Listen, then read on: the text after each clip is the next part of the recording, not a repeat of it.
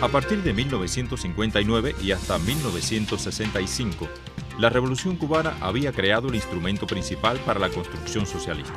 Partido Comunista de Cuba. El Partido Comunista de Cuba, que hacia 1975 se encontraba en condiciones de llevar a la sociedad cubana a un nivel de desarrollo superior.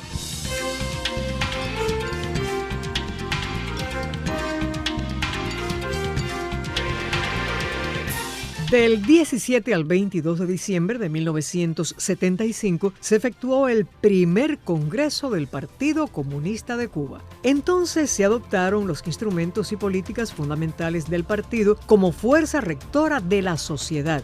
Se consolida la institucionalidad del Estado socialista y se diseña el desarrollo económico en años venideros.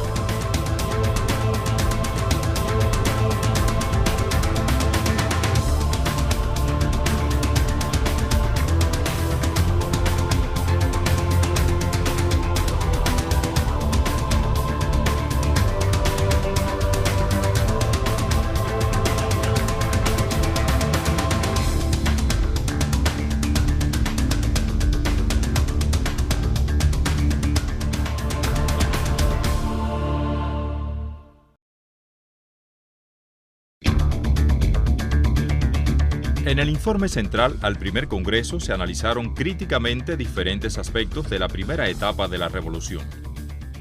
El idealismo como fenómeno perjudicial manifestado en la construcción del socialismo, la correspondiente delimitación de funciones entre el partido y Estado, la inexperiencia y la ineficiencia económica, fueron los principales errores analizados sin dejar de valorar los grandes logros que daban razón a un proceso nacido del pueblo.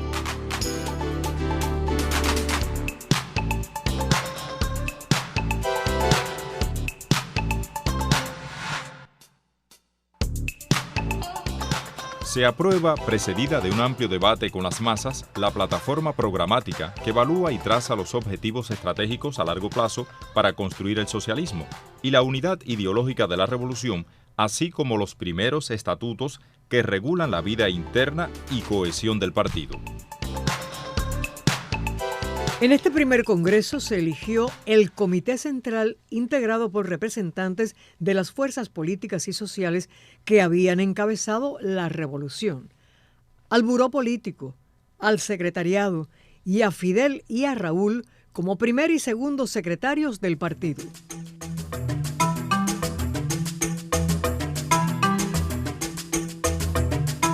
El Congreso aprueba el sistema de dirección y planificación de la economía y acuerda someter a debate con las masas el proyecto de constitución y su aprobación mediante un referéndum popular. Los acuerdos del primer Congreso fueron una valiosa contribución a los empeños de mejorar la estructura de dirección partidista, la selección, preparación y promoción de los cuadros. Se produce un crecimiento en la preparación política e ideológica, así como la escolaridad de la militancia del partido y las organizaciones de base. Se presta atención a la representación femenina y la calidad de la composición clasista y étnica del partido, tanto en las organizaciones de base como en sus órganos de dirección. En el período entre 1975 y 1980, se materializaron importantes acuerdos del primer Congreso relacionados con la institucionalización del Estado socialista. El 24 de febrero de 1976 es aprobada la nueva Constitución mediante el voto directo y secreto del 97,7% de los electores, con la cual se sustituía la Ley Fundamental de 1959, basada en la Constitución burguesa de 1940. Se ejecuta la nueva división político-administrativa, consignada en la Constitución y las estructuras de gobierno correspondientes. Nacían los órganos del poder popular mediante procedimientos democráticos garantes de la participación popular en la gestión gubernamental.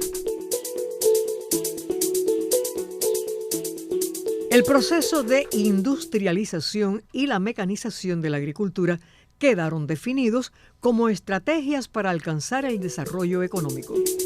Para ese momento, Cuba, excluida en lo fundamental por Estados Unidos de la División Internacional Capitalista del Trabajo a través del bloqueo y la guerra económica, ingresa al Consejo de Ayuda Mutua Económica CAME y logra, a través del comercio e intercambio en términos favorables con la Unión Soviética y el campo socialista, un crecimiento sostenido de la economía.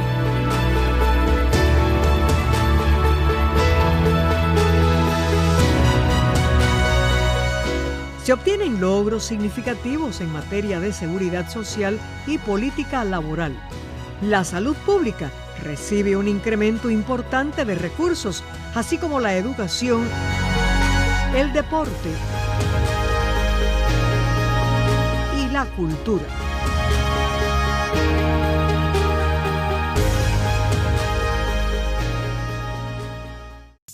Luego de un intenso debate en las bases partidistas, el 17 de diciembre de 1980 quedó inaugurado el segundo Congreso del partido.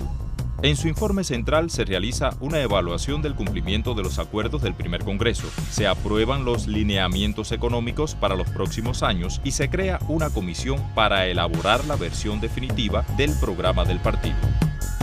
Para la composición del Comité Central se enfatizó en la integración de más representantes obreros, mujeres y combatientes internacionalistas, quienes escribían una página gloriosa en países africanos.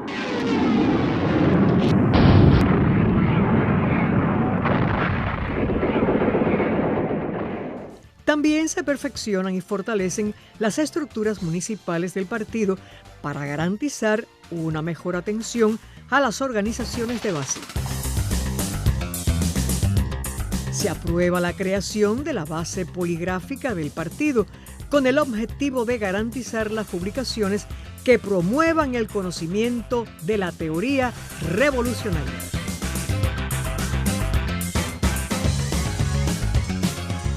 Las tareas de construcción económica y desarrollo social emprendidas por nuestro pueblo no transcurrían pacíficamente.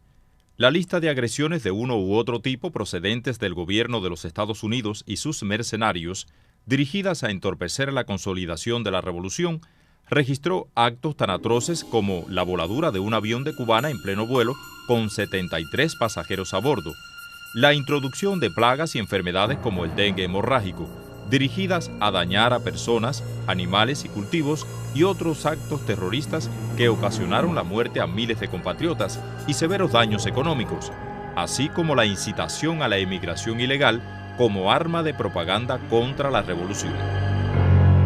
El arribo del ultraconservador Ronald Reagan a la presidencia de Estados Unidos en 1981 agudiza el nivel de agresión y amenazas. Le hemos dicho paladinamente al señor Reagan que no tenemos ningún temor a sus amenazas.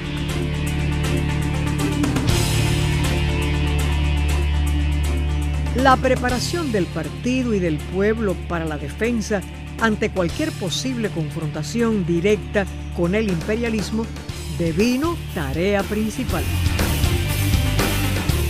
Como parte de ello y basado en nuestras tradiciones combativas, se desarrolla la doctrina militar de la guerra de todo el pueblo y del período especial en tiempo de guerra.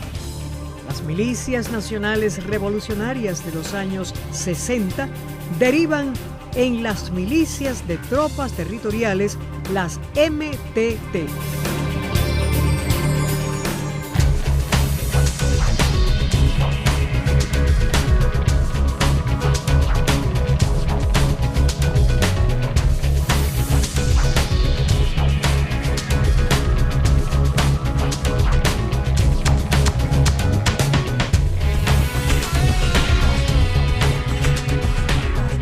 Se elabora una resolución económica dirigida a elevar la eficiencia y la productividad, aspecto al que se le prestó especial atención por lo que significaba para el desarrollo económico de la nación. Aunque los objetivos económicos fundamentales fueron parcialmente cumplidos, se produjo un avance palpable en el país.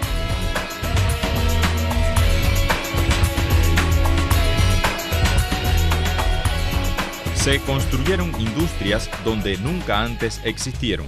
La infraestructura de carreteras y electricidad creció a la vez que las posibilidades de empleo, mejorando el nivel de vida de los cubanos. Grandes obras como la Autopista Nacional, la reconstrucción del Ferrocarril Central, embalses hidráulicos, centrales termoeléctricas y centros de investigación científica, entre otros, caracterizaron el despegue económico que mostraba el país.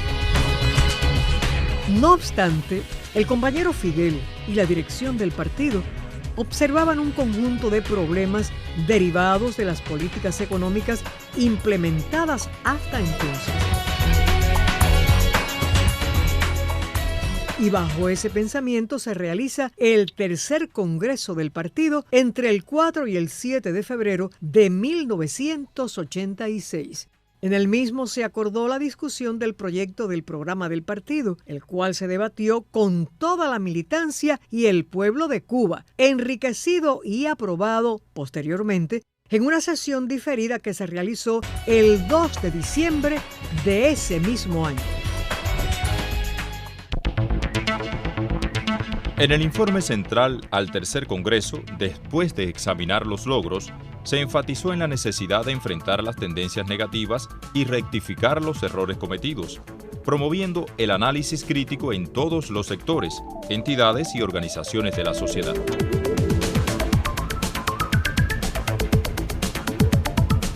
No se trataba únicamente de rectificar un error u otro.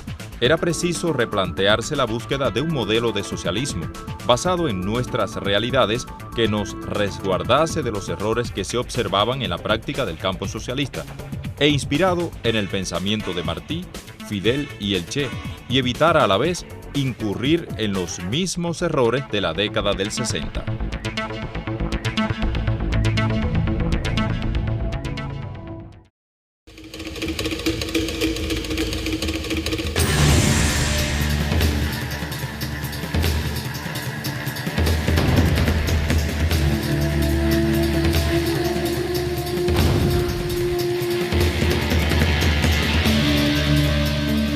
La crisis del campo socialista y de la propia Unión Soviética fue avisorada por Fidel. Que si mañana o cualquier día nos despertáramos con la noticia de que se ha creado una gran contienda civil en la URSS, o incluso nos despertáramos con la noticia que la URSS se desintegró,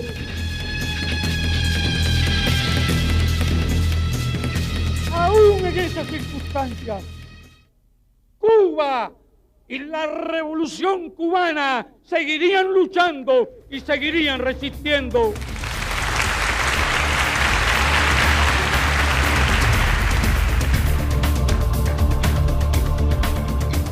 Esta situación creó una coyuntura que hizo imposible continuar el proceso de rectificación iniciado a partir del tercer congreso. El pueblo cubano, unido alrededor de su partido encabezado por Fidel, tendría que enfrentar el reto de salvar la patria y preservar las principales conquistas de la revolución socialista.